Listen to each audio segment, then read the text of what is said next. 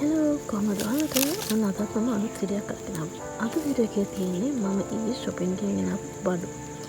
මේකේ මෙතන තියෙන මම ගත්ත cosmetics items. ඉතින් අපි මුලින්ම බලමු මොනවද මම ගත්තේ කියලා. මුලින්ම මම අරගෙන තියෙන Forever fruit cream එක. මේක මම කලිනුත් use කරලා තියෙන cream එකක්. මේක 290ක් වුණා. ඊට වඩා මම ගත්ත කුමාරිකා conditioner එක. කුමාරිකා මම ආස brand එකක්. ඉතින් මම මේකෙන් conditioner එක ගන්න හිතුවා.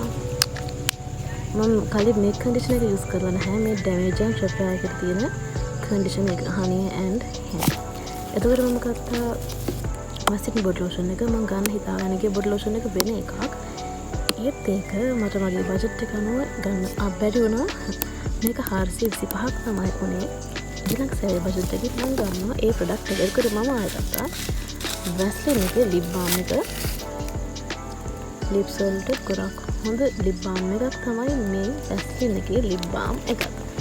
එතකොට මම ආය Prevence එකේ tone එක ගත්තා. Prevence එකේ tone මම use කරන first time. අතර මේක මාරුම සුවඳයි. මාරුම සුවඳයි tone එක.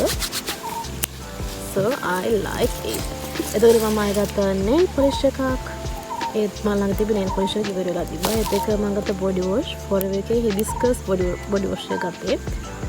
body wash වලින් Forever brand එකේ products මාරු හොඳයි. ඒත් එක මම product use කරන අය දන්නා මම Oral එක fan කෙනෙක් කියලා. මොකද මට තියෙන dry skin එකක්. ඉතින් මේක රුපියල් 300ක් වුණා. dry skin එකක් තියෙන කෙනෙක් නම් ඔයත් අනිවාර්යෙන් මේ product එක use කරලා බලන්න. ඔයාලට best result එකක් හම්බෙයි. ඒත් එකම ටිෂු අනිවාර්යෙන් විදිහට ටිෂු ගන්නවානේ. එතකොට මම ආයෙ ගත්ත දෙයක් තමයි මෙන්න මේක Viva එකේ සීරම් එක. Viva එකේ මම කලින් සීරම් එකක් යූස් කරා. ඒත් මේ සීරම් එක ඊටවඩා ගොඩක් වෙනස්. හැබැයි සීරම් එක අප්ඩේට් වුණා. ඒක ඕපන් කරමු. මේක ප්‍රයිස් 1150ක්.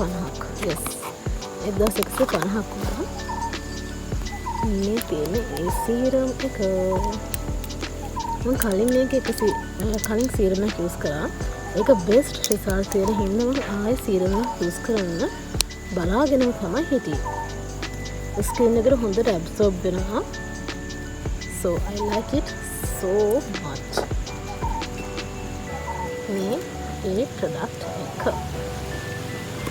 එතකොට මෙන්න මේ දේවල් ටික තමයි ඊයේ මම ගත්තේ.